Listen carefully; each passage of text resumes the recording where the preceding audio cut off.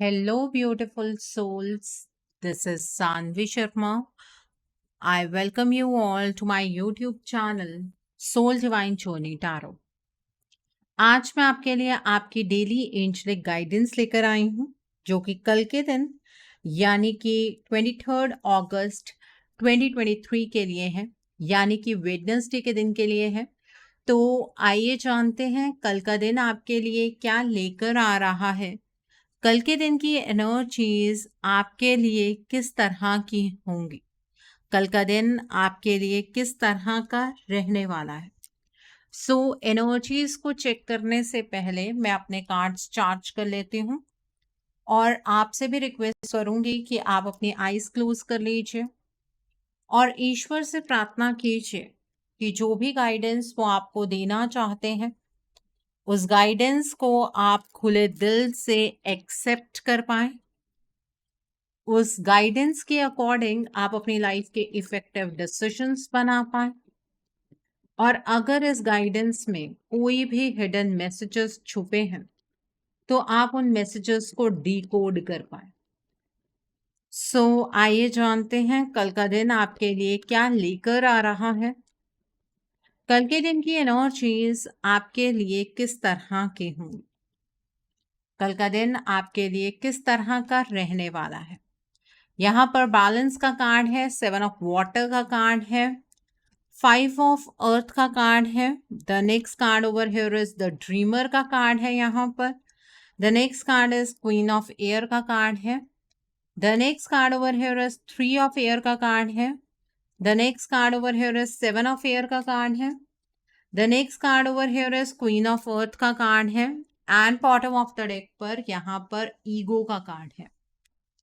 आइए जानते हैं कल के दिन पर डिवाइन आपको क्या गाइडेंस देना चाहते हैं। डिवाइन की क्या गाइडेंस है आपके लिए कल के दिन पर, आइए जानते हैं डिवाइन आपको क्या गाइडेंस देना चाहते हैं। तो पहला कार्ड है बैडगर का कार्ड है। The next card over here is donkey का कार्ड है। The next card over here is cow का कार्ड है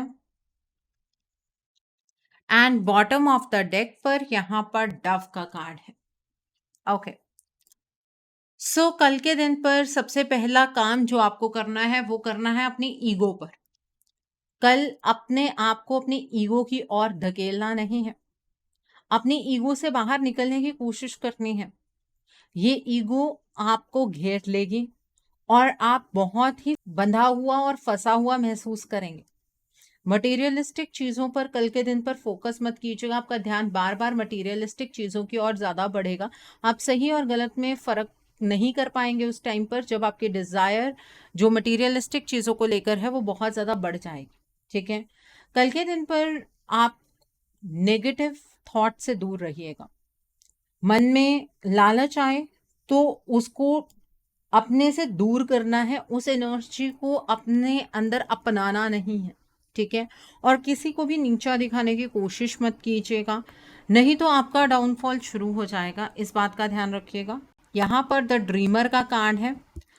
कल के दिन पर आपको किसी चीज़ की नई शुरुआत करने का मौका मिलेगा, किसी चीज़ को बेसिक तरीके से स्टार्ट करने का मौका मिलेगा, कोई ऐसी अपॉर्चुनिटी मिलेगी जिसके बारे में आपको उतनी नॉलेज नहीं है। अपने ड्रीम्स को फॉलो कीजिएगा। अगर आपके सामने ऐसी कोई भी अपॉर्चुनिटी आती है, ईश्वर पर विश्वास रखें, उस अपॉर्चुनिटी को आप ग्रैब कीजिएगा। ठीक है, नई शुरुआत आपके लिए कल बेहद ज़रूरी भी है। नए नज़रिए की कल से आपको ज़रूरत है, उस नज़रिए को अपनाने की ज़रूरत है कल आपको। ठीक है, परसेप्शन में एक बहुत बड़ा चेंज यहाँ पर नज़र आ रहा है। कल आप किसी अपॉर्चुनिटी के पीछे या फिर किसी पर्सन के पीछे पीछे भागते हुए नज़र आ रहे हैं। कल एक्चुअल बात यह है कि आप मटीरियलिस्टिक चीज़ों से अपने आप को डिटैच नहीं कर पाएंगे और उसी चीज़ के अराउंड आपको डर लगता रहेगा, कुछ फियर्स होंगे आपके मनी के रिगार्ड में, तो उन फियर्स को ओवरकम करना है। अगर आपको अपनी सिचुएशन नहीं समझ आ रही है तो आपको दूसरों से हेल्प ले लेनी चाहिए। जो लोग सेल्फ एम्प्लॉयड हैं, कल अपने करियर के अंदर कोई चेंज मत लेकर आइएगा। मतलब आप अपने करियर को लेकर बड़े बड़े फैसले कल के दिन पर नहीं करेंगे। ठीक है, इस बात का ध्यान रखिएगा। एंड वन मोर थिंग, कल जो चीज़ आपको क्लियर ना हो, अगर कोई अपॉर्चुनिटी है जो आपके हाथ नहीं लग रही है, आप किसी पर्सन को किसी चीज़ के लिए कन्विंस नहीं कर पा रहे हैं, तो उस चीज़ को वहीं पर छोड़ दीजिएगा। उसके पीछे-पीछे भागते हुए अपनी हेल्थ को कॉम्प्रोमाइज़ मत कर बैठिएगा। यहाँ पर 7 ऑफ वाटर का कार्ड है। कल के दिन पर डिसीजन मेकिंग आपके लिए उतनी आसान नहीं रहेगी। कई लोग मुझसे ये बात पूछते हैं, मैम रोज के दिन पर हम क्या डिसीजंस बनाते हैं? बेसिकली हर इंसान कोई ना कोई डिसीजन बनाता है। आज आपको ये काम करना है, नहीं करना है, वो भी आपका डिसीजन ही होता है ना। तो कल आपके सामने एक्चुअली बहुत सारी अपॉर्चुनिटीज होंगी, बहुत सारे तरीके होंगे एक काम को करने के लिए। तो वो रास्ता जो आपके लिए सही है उसे ढूंढ पाना आपके लिए उतना आसान नहीं रहने वाला है। कोई भी काम करेंगे थोड़ा सा रिसर्च वर्क कर लीजिएगा, उसके बाद काम कीजिएगा। प्रोक्रास्टिनेशन की एनर्जी को आपको ख़त्म करना है। मतलब आपको ये नहीं सोचते रहना है कि अगर आपने ऐसा किया तो ऐसा हो जाएगा, अगर आपने वैसा किया तो वैसा हो जाएगा। ये सारी चीज़ें नहीं सोचनी है, ठीक है? तो प्रोक्रास्टिनेशन की एनर्जी को आपको कंट्रोल करना है, उस एनर्जी को गो थ्रू नहीं करना है। यहाँ पर बैलेंस का कार्ड है। कल के दिन पर आपको बैलेंस बिठाना है अपनी लाइफ में। मतलब कैसे? आपको अगर ऐसा लग रहा है कि आप किसी चीज़ के लिए बहुत ज़्यादा इमोशनल हो रहे हैं, तो उसके अंदर इमोशंस कम करके एक्शन लाने की कोशिश कीजिएगा। किसी चीज़ को लेकर आप मेहनत बहुत ज़्यादा कर चुके हैं, लेकिन रिजल्ट अभी भी नहीं आया, तो उसमें अपने इमोशंस ऐड करने की कोशिश कीजिएगा, ठीक है? तो इमोशन और एक्शन के बीच में बैलेंस लाने की ज़रूरत है। हर चीज़ ज़िंदगी में थोड़ी-थोड़ी ज़रूरी होती है, ठीक है? कल के दिन पर अगर आपको किसी सिचुएशन पर कॉम्प्रोमाइज़ करना पड़ता है और उससे आपकी लाइफ के अंदर एक अलग सा बैलेंस अचीव होता है, तो अब वो खींच है। ठीक है?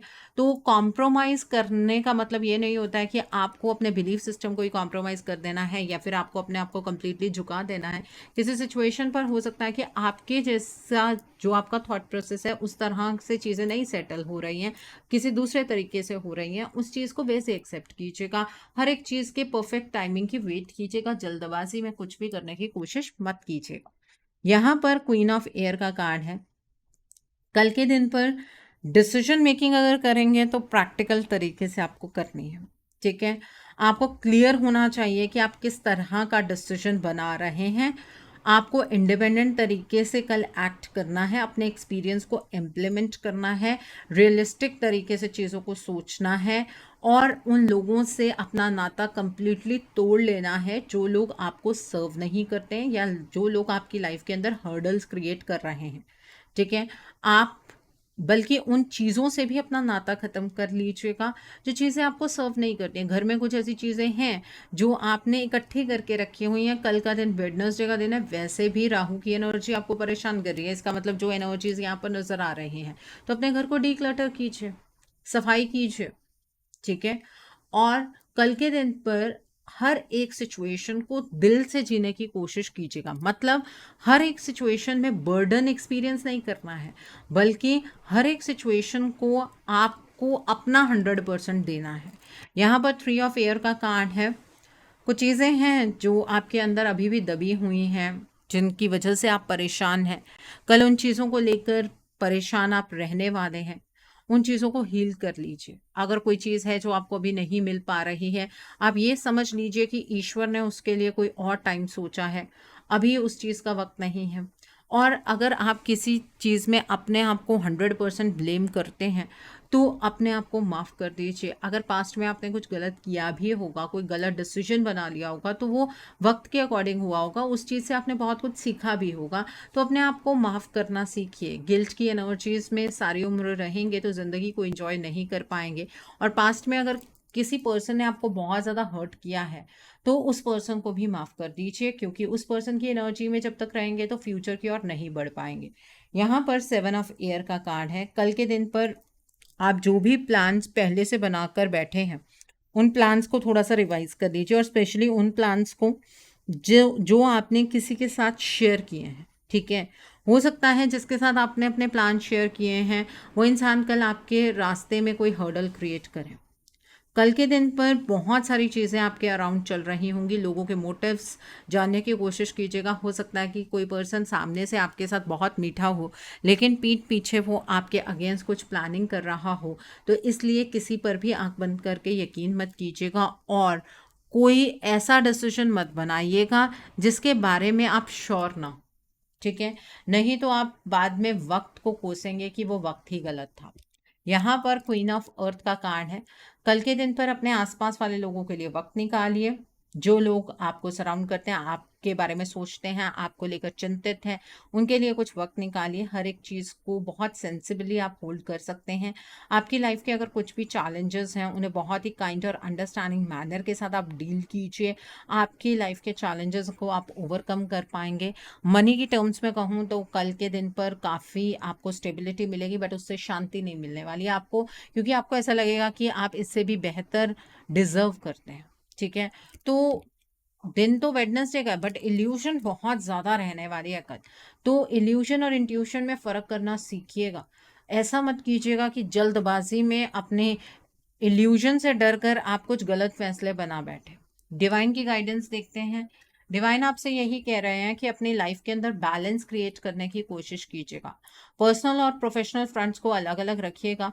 लाइफ में हर एक चीज़ ज़रूरी है, किसी एक ही चीज़ की तरफ को इंक्लाइंड होकर आगे मत बढ़िएगा कल, ठीक है? यहाँ पर डंकी का कार्ड है। डिवाइन आपसे ये कहना चाहते हैं, आपको अपना दिल खोलकर रखना है, मतलब एक्सेप्टेंस की एनर्जीज में रहना, चाहे आपकी लाइफ में कुछ भी क्यों नहीं हो रहा है।